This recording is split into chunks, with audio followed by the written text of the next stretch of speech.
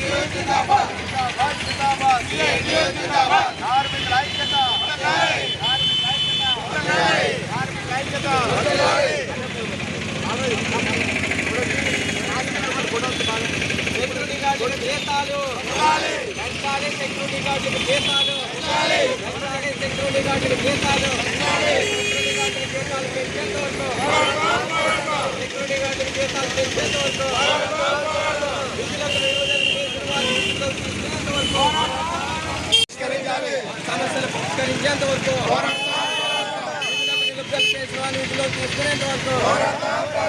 విధులకు నిలుపుదల చేసిన వారు విధుల్లోకి తీసుకునేంత వరకు జిందాబాద్ జిందాబాద్ జిందాబాద్ జిందాబాద్ పరిష్కరించాలి సెక్యూరిటీ గార్డుల సమస్యలు, పరిష్కరించాలి సెక్యూరిటీ గార్డుల సమస్యలు, సెక్యూరిటీ గార్డు